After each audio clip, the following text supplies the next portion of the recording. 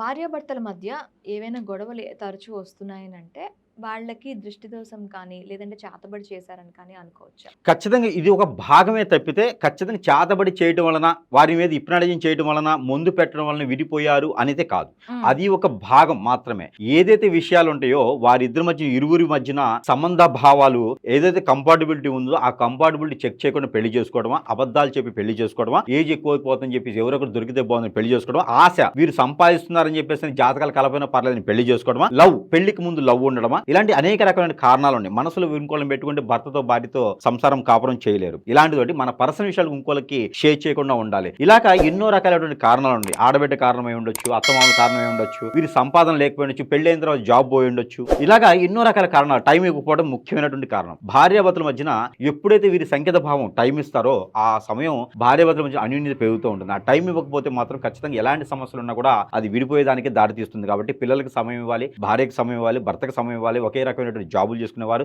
ఈ రోజు కలవడానికి చాలా సమయం పడుతుంది వారికి. భార్యాభర్తలు కూడా ఫ్రెండ్స్ లాగా అయిపోయినారు ఈ రోజున. కాబట్టి వీరి యొక్క భావాలు, ఉద్రేకాలు ఏదైనా ఆవేశాలు పడకుండా వీరికి ఉద్రేకపడినటువంటి భావాలు ఏవి ఉన్నాయో ఇరువురు కూడా పడుకోవాలి. పాలు పంచుకుంటే కనుక 4 గోడల మధ్య జరిగేటువంటి విషయాలు ఎవరికి షేర్ చేయకుండా ఉండాలి. వారి మధ్యన ఇంకొక మూడో వ్యక్తిని తీసుకురాకుండా ఉండాలి. ఇలానే చాతబడి అనేది కూడా జరగండొచ్చు. కానీ అది ఒక భాగం తప్పితే ఈ చాతబడి అవ్వడం వల్లనే విడిపోతారనేది కాదు. ఓకే. Thank you Guruji.